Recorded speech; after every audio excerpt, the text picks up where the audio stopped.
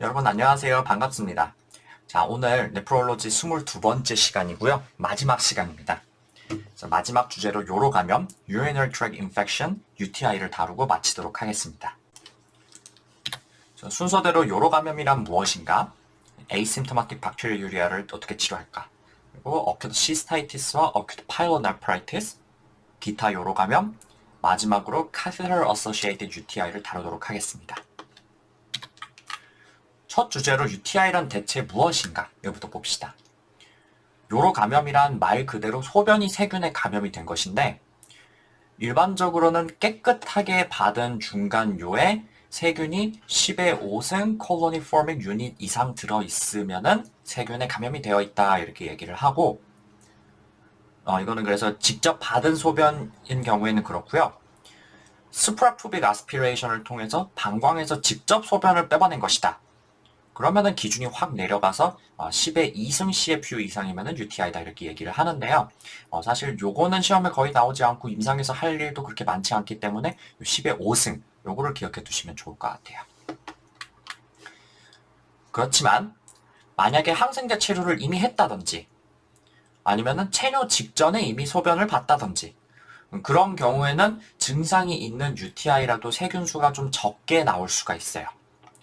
그런 경우에는 증상을 감안해서 세균이 적더라도 UTI라고 진단을 하는 게 좋겠죠. 대부분의 UTI는 균이 한 가지만 나옵니다. 근데 만약에 균이 여러 가지가 나온다면은 컨테미네이션일 가능성도 있고요. 그리고 제가 전에 대변이 소변에 섞여 나올 수가 있다. 이제 그 블래더하고 렉툼하고 이렇게 서로 연결이 되는 경우, 그런데 이제 피컬 유리아라고 해서 그 대변이 소변이 약간 섞여 나오는, 그러면은 이제 균이 한 세네 가지씩 나오는 이런 UTI가 생길 수가 있다. 이런 말씀 드린 적이 있었죠. 그래서 그런 가능성도 한번 생각을 해볼 필요가 있겠네요. UTI는 크게 세 가지로 분류를 할 수가 있는데요.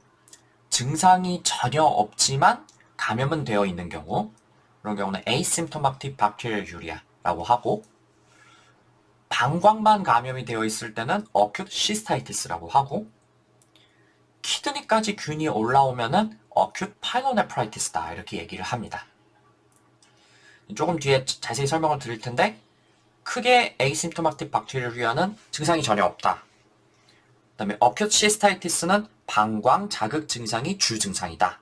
전진 증상은 없다. 그리고 acute pyelonephritis는 고열, 오한, CV 텐더니스 같은 전신 증상이 있다. 이렇게 생각하시면 구별하실 때 편할 것 같습니다. 원인균으로는 이콜라이, 대장균이 가장 흔합니다. 그래서 사실상 대부분의 UTI는 이콜라이에 의한 UTI인데요. 특이한 것들이 시험에 종종 나오죠.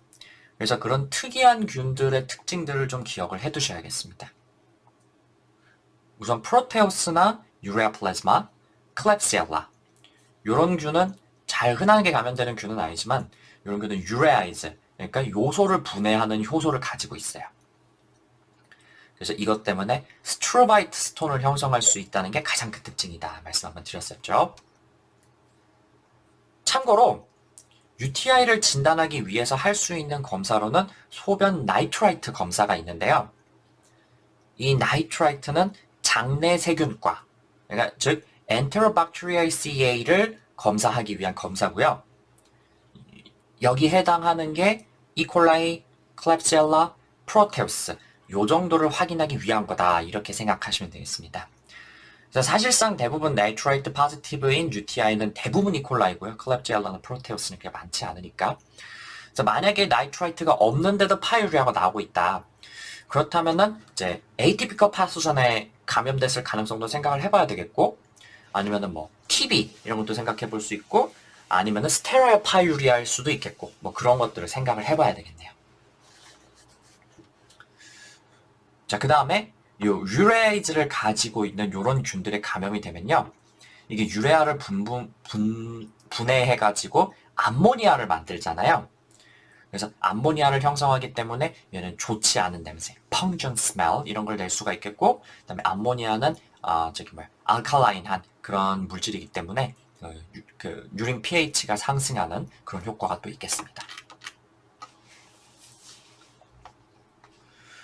또 스타필로코커스 사프로파이티쿠스라는 균도 있는데 이건 sexually active women에서 주로 발견되는 균이다 이렇게 되어 있고요. 사실 제가 국시에서 한 번도 본 적 없고요. 이거 아마 USMLE에서도 가끔 정말 가끔 그 모의고사 문제 같은 거에 한두 번씩 나오고 글쎄 이게 그렇게 잘 나오는 내용인지는 잘 모르겠어요. UTI나 뭐 등등 하면은 어디서는 꼭꼭꼭 sexually active women에서 Staphylococcus saprophyticus도 생각해야 된다 뭐 이렇게 나오는데 글쎄 시험에 나오는 거 거의 못 본 것 같은데 뭐 어쨌든 그 다음에 엔테로코쿠스도 심심찮게 발견되는 균인데요. 요거는 나이가 많은 사람 또는 노스코미얼 인펙션에서 주요 발견되는 균이고요. 치료가 굉장히 어렵고 합병증을 일으킬 수 있다. 그런 문제점이 있네요. 그리고 또 하나 잘 생기는 게 이건 언제 잘 생기냐면은 이제 GI, GU procedure. 그러니까 뭐 방광경을 했다든지 아니면은 컬러노스코피를 했다든지 그런 거를 한 다음에 UTI가 생겼다면은 이걸 의심할 수가 있겠습니다. 그리고 이 엔테로코쿠스는 서버큐트 엔도카다이티스를 일으킬 수가 있다. 그래서 이거 치료를 잘 해줘야 되고 굉장히 신경 써줘야 되는 그런 균이 되겠습니다. 증상이 있는 모든 요로 감염은 항생제 치료를 해줘야 될 텐데요. 많은 감염증이 그렇지만 UTI도 역시 그 검체를 얻어가지고 배양은 일단 해놓고 결과가 나오기 전까지는 경험적 항생제로 치료를 합니다. 그런데 젊은 여성에서 발생한 어큐트 시스타이티스는 굳이 배양 검사나 소변 검사를 할 거 없이 바로 항생제 치료를 하는 게 더 코스트 이펙티브하다 이렇게 되어 있습니다. 그래서 그 어큐트 시스타이티스 환자 되게 젊은 여자 오면은 뭐 예를 들어서 뭐 소변 볼 때 조금 약간 불편한 느낌 그런 거 있고 약간 찌릿찌릿 아픈 느낌 그런 게 있으면서 파이로네프라이티스에 해당하는 증상은 열, CV 텐더니스 이런 건 없는 사람이다. 그러면은 물론 소변 검사는 하겠죠. 그렇지만 보통 시험에서 답을 찍으라고 하면은 그냥 항생제 3일 바로 그것이 답이 되는 경우가 많습니다. 그래서 이렇게 기억해 두시면 좋을 것 같아요. 치료는 TMP-SMX, 플로로퀴놀론, 나이트로퓨란토인, 그 다음에 3세대 세파 이런 거를 쓸 수가 있는데요. 요 약들 다 괜찮지만은 사실은 요 TMP-SMX 같은 경우는 이제 워낙 항생제를 많이 쓰다 보니 요즘에는 내성 때문에 거의 쓰지 않긴 합니다. 그래서 우리나라는 사실 플로로퀴놀론 제일 많이 쓰죠.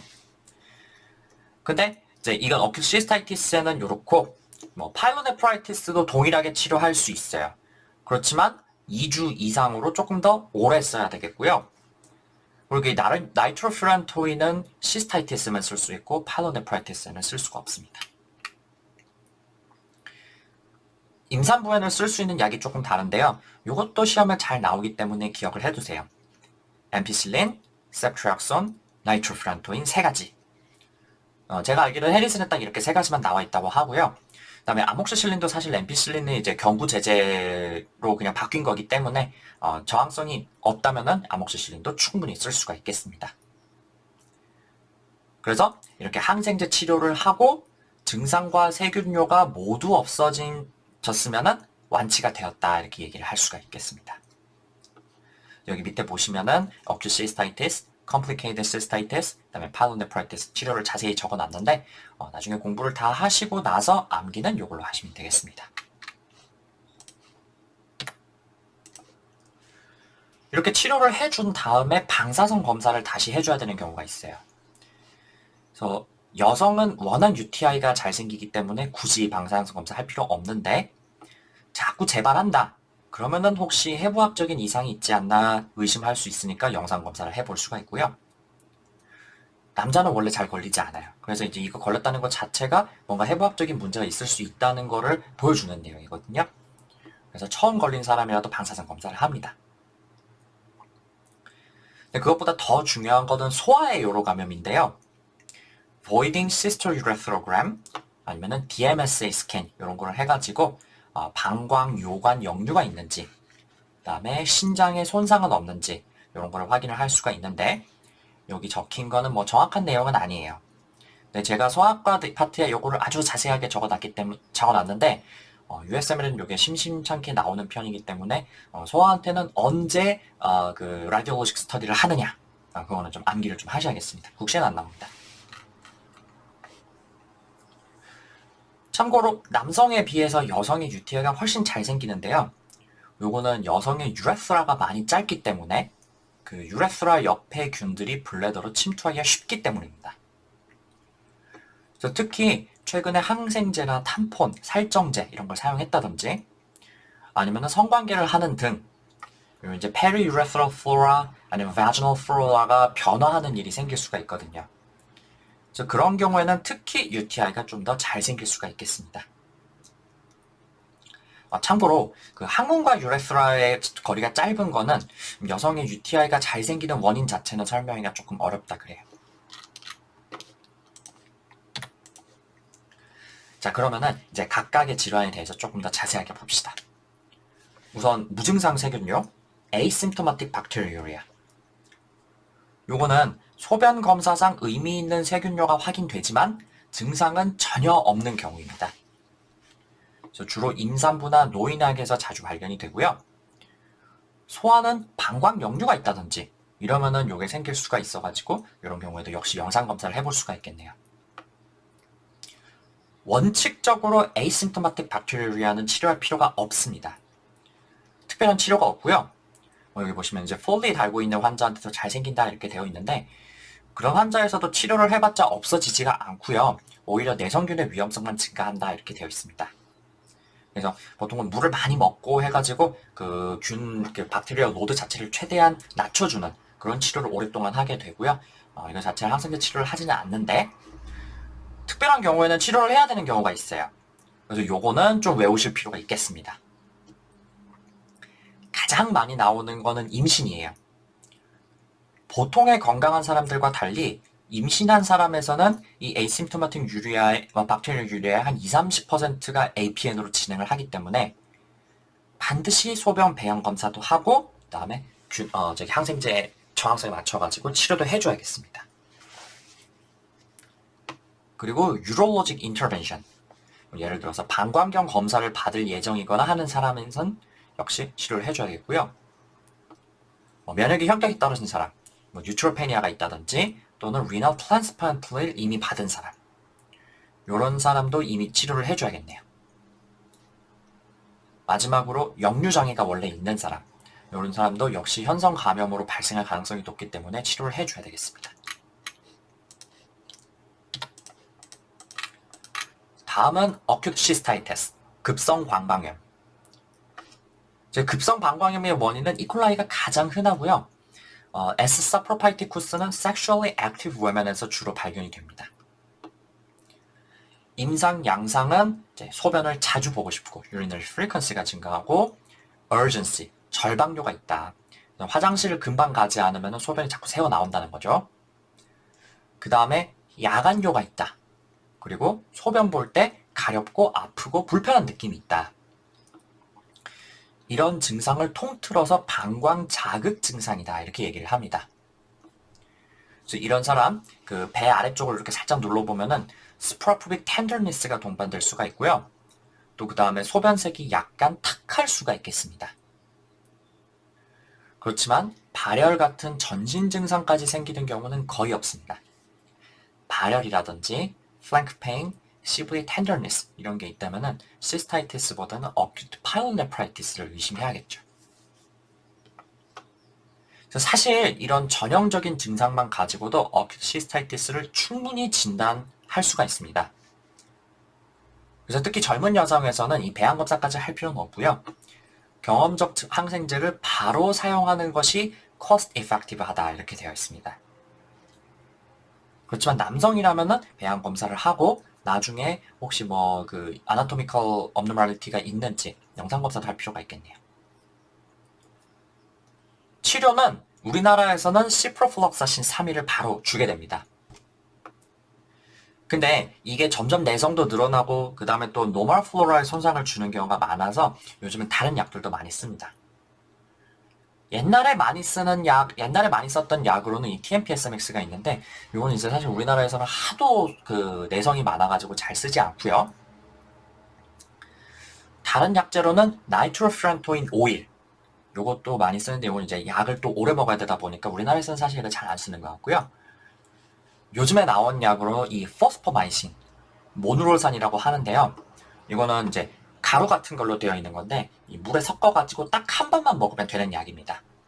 굉장히 편하기 때문에 요즘 이 모누롤산을 많이 처방하는 것 같아요. 그리고 이것저것 내성이 다 있어가지고 쓸 수 있는 약이 없으면은 세프트리악손 같은 3세대 세파를 사용하기도 합니다. 자, 그런데 이 어큐트 시스타이티스가 특히 여성에서는 리커런트하게 발생하는 경우가 많아가지고 좀 문제예요. 그래서 6개월에 2번 이상 또는 1년에 3번 이상 어큐트 시스타이티스가 오면은 리커런트 시스타이티스라고 정의를 하게 됩니다. 그래서 특히 sexually active한 사람, 그다음에 살점제를 쓰는 사람, 이런 사람은 vaginal flora의 변화 때문에 이게 잘 생기게 되고요. 그다음에 15세 이하로 굉장히 어린 나이에 첫 UTI가 생겼던 사람도 이게 잘 생긴다고 합니다. 또 골치 아픈 거는 이게 폐경 후에도 잘 생긴다고 되어 있어요. 여러 원인이 있겠지만 폐경이 되면은 그 에스트로겐이 좀 덜 나와가지고 vaginal flora에도 변화가 생기고요. 그 다음에 또 그 서해부 그런 쪽에 해부학적 구조의 변화가 생긴다고 되어 있어요. 그래서 그런 것 때문에 그 이제 시스타이티스가 좀 잘 생긴다 이렇게 되어 있습니다. 이런 환자는 안타깝지만 그 가장 효과적인 방법은 항생제 치료를 꾸준하게 하는 방법밖에 없다 이렇게 되어 있어요. 그래서 뭐 박트림, 나이트로퓨란토인, 세팔락신, 시프로플록사신 이런 약제를 최소 한 3개월에서 6개월 정도로 매일 꾸준하게 복용을 하든지 아니면은 성관계가 활발한 사람은 이제 성관계를 하고 난 다음에 이 약을 한번 먹는다든지 이런 식의 방법이 좋겠고요. 또 그 다음에 물을 많이 먹어가지고 최대한 그 박테리아를 많이 배출할 수 있도록 하는 게 도움이 되겠습니다. 그래서 한 2, 3리터 정도 매일매일 물을 먹어야 된다는데 사실 굉장히 힘들거든요. 그래서 이렇게 계속 먹어가지고 수분을 내보낼 수 있도록 이렇게 방법을 해야 되겠고요. 그 다음에 postmenopausal patient에서는 이게 조금 전에도 말씀드렸지만 호르몬의 변화 때문에 vaginal flora가 변화가 생기고 그 다음에 vulvovaginal atrophy가 생기고 그런 게 UTI에 영향을 미치거든요. 그래서 그런 사람한테는 topical vaginal estrogen을 주는 방법이 유효한 방법이 되겠습니다. 그리고 뭐 만약에 치료 후에도 음전이 전혀 되지가 않고 계속 균이 파지티브로 나온다든지 아니면은 프로테우스 같은 abnormal pathogen이 자꾸 나오는 사람은 뭐 underlying structural anomaly가 있을 가능성이 꽤 있어요. 그래서 그 영상 검사 같은 거를 확인해보는 영상 검사를 해보는 그런 방법 대표적으로 그 키드니 소노그래피 이런 거를 해보는 것이 방법이 되겠습니다. 근데 사실은 이렇게 항생제를 매일 먹는다는 게 굉장히 심리적인 저항감이 커요. 그래서 많은 다른 방법들을 많이 강구하는데요. 얼마 전에 이게 굉장히 효과적이라고 알려진 것들 중에 하나가 이 크랜베리 주스를 장복하는 것과 그다음에 유산균을 경구로 오랫동안 먹는 게 좋다 이렇게 얘기가 나왔었어요. 사실 한때 이 크랜베리 주스는 굉장히 효과적이라고 알려졌었고 그다음에 요즘도 이 유산균 먹는 사람들 많죠. 근데 요즘에는 이런 것들이 뭐 별 효과가 없다든지 아니면은 오히려 그 UTI를 더 악화시킨다든지 이런 연구가 있다 그래요. 뭐 유산균도 마찬가지. 뭐 솔직히 먹는 유산균이 vaginal flora를 어떻게 개선을 되겠어요.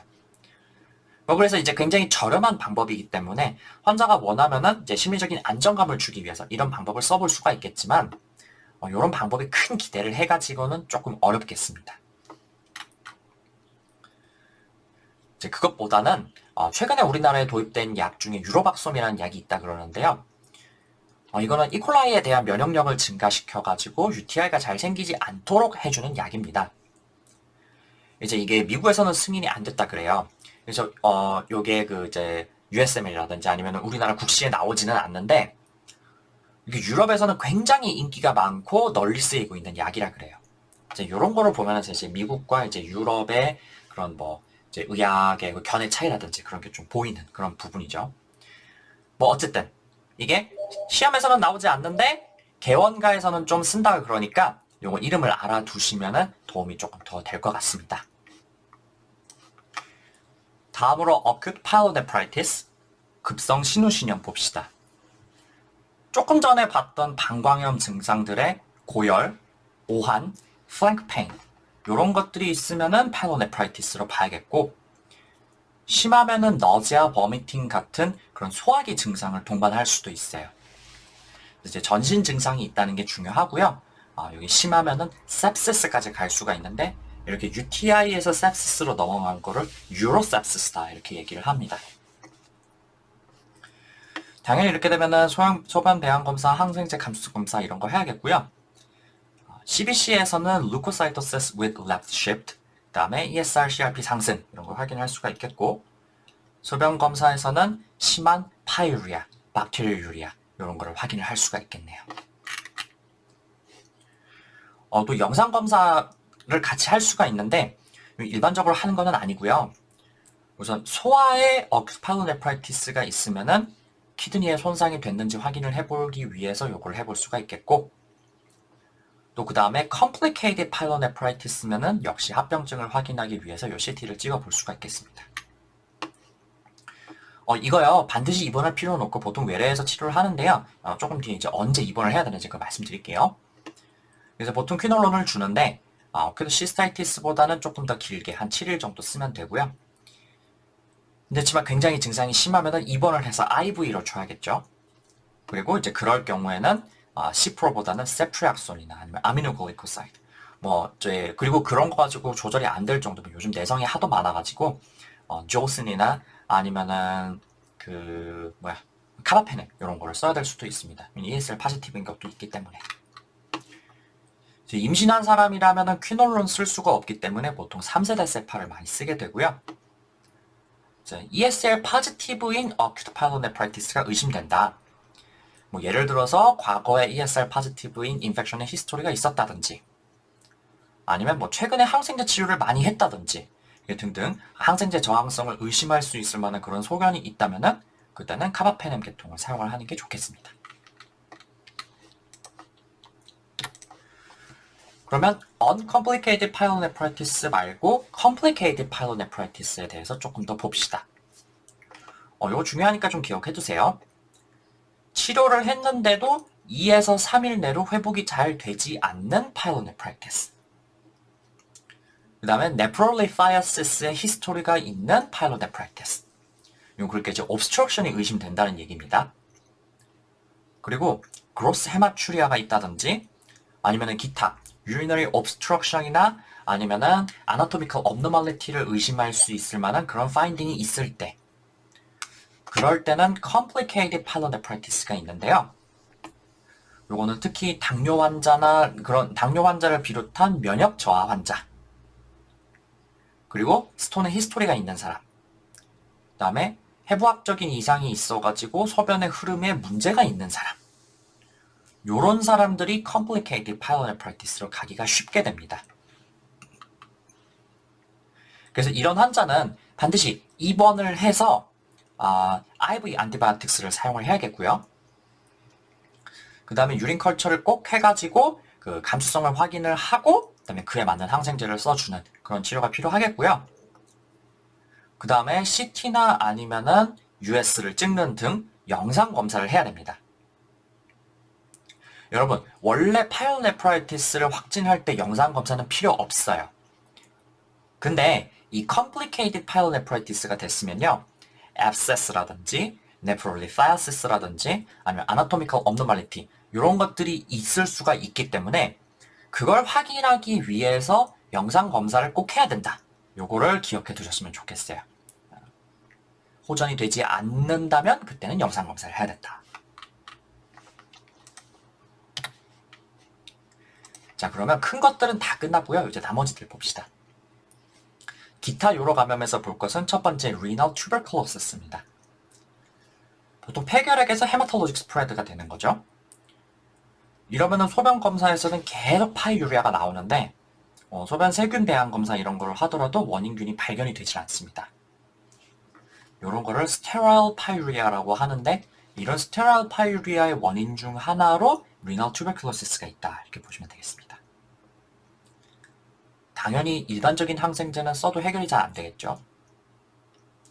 그래서 이런 환자는 특히 결핵을 의심할 만한 소견이 있다면은 소변의 애시드 페스테이닝을 한다든지 아니면은 결핵균 배양을 한다든지 그런 방법을 써볼 수가 있겠고요.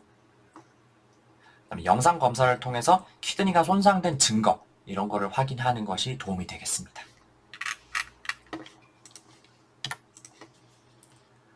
다음으로는 renal abscess입니다.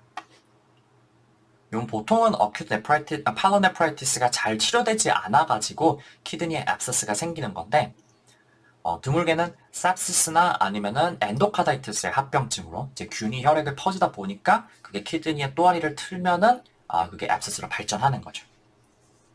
그래서 CT를 찍으면은 이런 식으로 나올 겁니다. 이렇게 벽이 굉장히 두껍고 그 다음에 이렇게 벽에 이제 시그널 인핸스먼트가 되는 이런 것들이 좀 약간 그 abscess의 특징이라고 볼 수가 있겠고요. 그다음에 아니면은 여기 이제 소노그래피에서 나오는 것처럼 역시 이제 큰 덩어리가 생겼고 요 같은 경우는 심하게 이제 바깥쪽까지 연결이 될 정도로 그런 abscess가 생긴 걸 확인을 할 수가 있겠네요. 그래서 보통 이거는요, 한두 달 전에 predisposing infection의 히스토리가 있습니다. 그래서 항생제 치료를 했는데 모종의 이유로 인해서 균이 완전히 정리가 되지 않고 남았었겠죠. 그럼 어떤 사람한테 잘 생기느냐? 아까 complicated pyelonephritis의 리스크 팩터랑 비슷해요. 당뇨를 비롯해서 말리그넌스라든지 면역억제제를 사용한다든지 해서 이뮤노서프레션이 되어 있는 사람. 그 다음에 돌이 있다든지 아니면은 anatomical abnormality 있어가지고 obstruction이 생긴다든지 아니면 reflux가 계속 생긴다든지 그런 사람 역시 abscess가 생기기 쉽겠고요. 또 담배 피는 사람도 잘 생긴다고 하네요. 하여간 이런 사람들한테서 보통 이제 예전에 뭐 UTI가 됐든 뭐가 됐든 감염의 증거가 있어가지고 거기에 항생제 치료를 했는데 이게 낫는 것 같다가 다시 며칠에 걸쳐가지고 스멀 감염 증상이 조금씩 심해지는 거예요. 증상 자체는 pyelonephritis의 증상하고 비슷해요. flank pain, tenderness, 그다음에 뭐 UTI 심텀이 뭐 있을 수도 있고. 근데 그것보다 중요한 거는요. abscess는 보통 하루 이틀 사이에 갑자기 확 생기는 게 아니고요. 보통 며칠이나 몇 주에 거쳐가지고 점점 심해지거든요. 이제 요거는 좀 기억해 두세요. abscess라는 거의 이제 제너럴한 특징 중에 하나가 증상이 천천히 심해진다. 그리고 그동안에 계속 열이 나고 몸이 힘들고 하니까 몸이 축나는 거죠. 그래서 diaphoresis,나 weight loss 같은 그런 소모성 증상, 마치 TB 같은 그런 증상이 나타나겠습니다. 그다음에 뭐 abscess가 크면은 등에 덩어리가 만져질 수도 있겠고요. 혈액 검사를 해보면은 WBC 상승, 그다음에 inflammatory marker 상승 이런 것도 확인되겠네요. 사실 이제 renal abscess가 있을 때 꼭 UTI 증상이 있냐 꼭 그런 거는 아니고요. 만약에 이제 이게 키드니 튜뷸에 다 있어가지고 거기서 균이 자꾸 소변으로 내려가는 그런 양상을 보인다면 UTI 증상을 나타낼 수도 있겠죠. 그렇지만 키드니 파렌카임을 먹었어도 불구하고 그게 그 레날 튜브에 접해 있지 않다면은 그때는 UTI 증상은 없을 수도 있겠네요. 진단은 그래서 이제 이거는 complicated pyelonephritis에서도 이제 굉장히 상태가 안 좋은 상태니까 당연히 영상 검사를 해서 정확하게 확인을 해야 되고요. 항생제 쓰고 그다음에 abscess는 보통 percutaneous drainage를 같이 해주죠. 그래서 이렇게 해줘야 되겠다.